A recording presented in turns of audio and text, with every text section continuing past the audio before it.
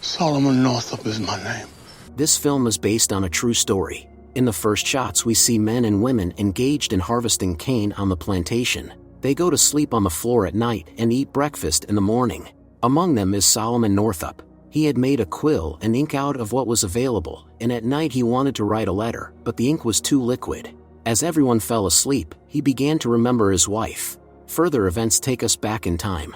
Solomon Northup is a free black man, a musician. He performs at ceremonial events. 2 small children and his beloved wife were waiting for him at home. She is going to leave for 3 weeks to earn money. The woman is a good cook. In the morning she set off. It was the year 1841. Solomon was accosted by a white gentleman who introduced him to 2 of his friends. Mr. Brown and Mr. Hamilton were interested in Solomon's musical talents and offered him a job. Solomon agreed and went with Brown and Hamilton to Washington. After the successful event, the gentleman invited Solomon to celebrate at a restaurant. He woke up on the bare floor and in chains. Solomon remembered how ill he had felt after his drink. Then Brown and Hamilton took him somewhere and put him to bed. In the present, white men came to Solomon's cell. Solomon assured them that he was a free man from Saratoga, but the slave trader mistook him for a runaway slave from Georgia. As punishment, Solomon was beaten. When the slave traders left, Solomon tried to call for help. But no one here heard him. Soon clean clothes were brought to him. He refused to eat. Solomon was sure Brown and Hamilton would come back for him, but Clemens and John assured him that the 2 gentlemen had apparently sold him. Now the slaves would be transported south to the slave state and put up for sale. Randall's mother and sister came for him. They too were locked up here by fraudulent means. The owners threatened the slaves, telling them they must not make a sound while they were being transported. First they were transported in a cart, and then they were taken to the ship. Another slave advised Solomon not to tell anyone that he could read and write. That is the only way to survive here. Solomon, Clemens, and John decide to revolt and take over the ship. The rest of the men who are here were born slaves and know no other life, so they will not agree to participate in the rebellion. When a member of the crew woke Eliza up, intending to take her with him, the rioters began to act, but John was immediately stripped of his life and thrown overboard.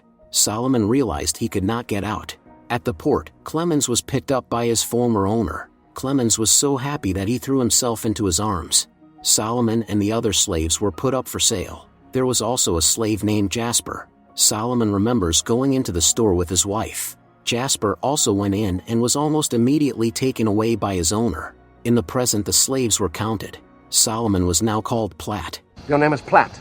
The slaves were loaded on a cart and taken to another place where they were brought to marketable condition. Soon rich gentlemen came to buy slaves. Among the nobles was William Ford, who wanted to buy Platt and Eliza. Realizing that she would never see her children, Eliza became hysterical. To calm everyone down, Platt played the violin. Soon he and the weeping Eliza were brought to the Ford family mansion. Upon learning that Eliza was separated from her children, Mr. Ford's wife seemed to feel sympathy for her.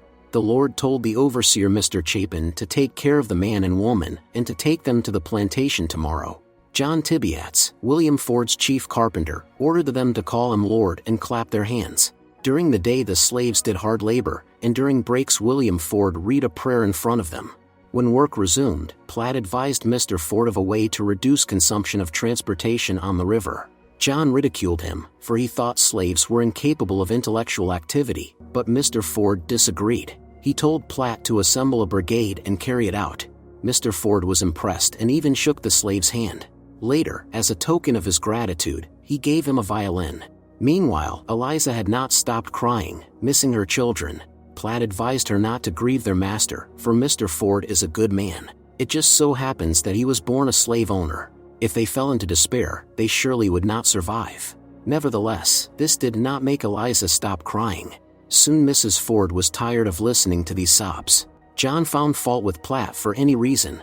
The carpenter hated the slave's disobedience. Suddenly Platt saw 2 men leading Eliza into the woods. He recalls how Eliza had previously told him about her former owner. He loved her very much. She lived in luxury. They had a daughter. But the master's eldest daughter hated her and the sister, so she did everything she could to get rid of them. John continued to anger Platt, who refused to comply.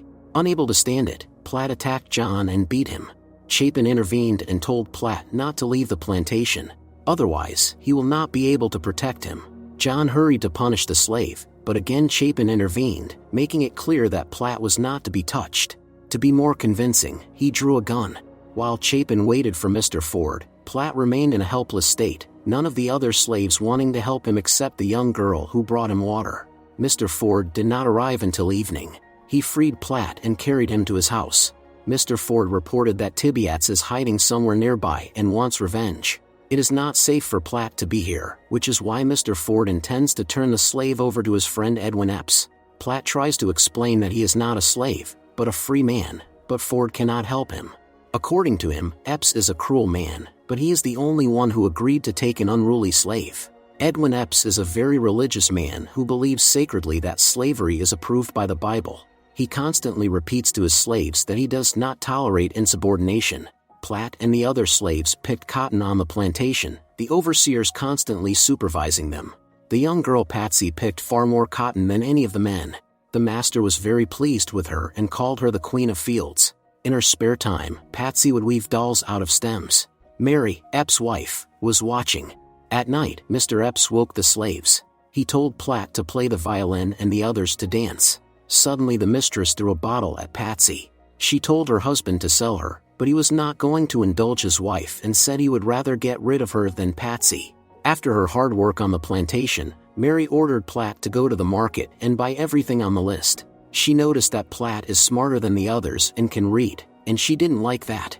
She reminded Platt that he was no better than the other slaves. On the way, Platt decided to seize the moment and escape, but suddenly he ran into the wardens who were about to get rid of some slaves. This caused Platt to change his mind about escaping.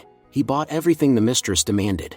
One day Mr. Epps sent Platt to Mr. Shaw to pick up Patsy. Mrs. Shaw was so kind as to offer him tea. Mrs. Shaw used to be a slave too, but when she married her lord, she became a mistress herself.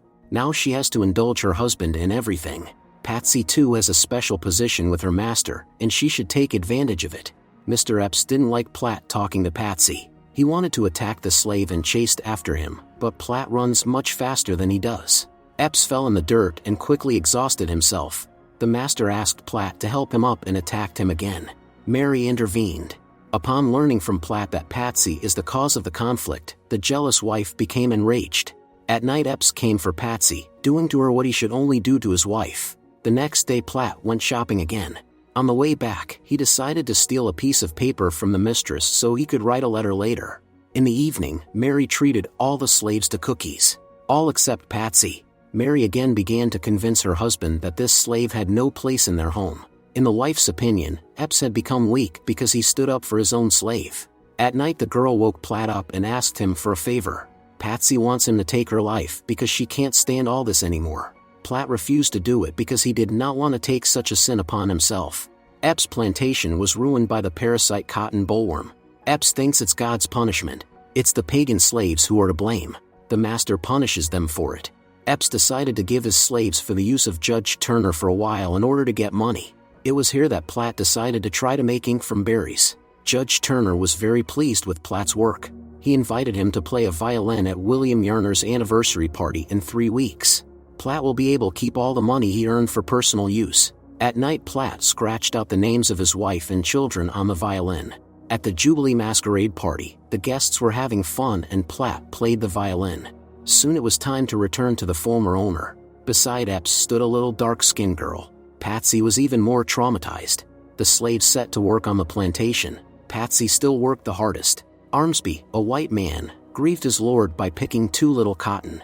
In the evening, Armsby told Platt that he used to be an overseer, but then he got addicted to whiskey and lost everything. Now Armsby wants to make some money and go home. At night Platt took his savings, earned by playing the violin. He decided to give it to Armsby in exchange for a favor. He would have to leave a letter in the mailbox in town and never tell anyone about it. Armsby agreed to do so. They agreed to meet in 2 days. That same night, Platt wrote a letter, using the means at hand. Later, Mr. Epps came to check on the slaves. Platt immediately realized that Armsby had told him everything. Platt assured the master that it was not true because Armsby is a liar and a drunkard who wants to become an overseer again. For this purpose, he decided to make the master doubt his own slaves. Epps believed Platt. Later he burned the letter. One of the slaves lost consciousness on the plantation. They tried to revive him, but in vain. The other slaves were instructed to bury him. The deceased was a very good man and always took care of the others. Employee Samuel Bass works for Mr. Epps.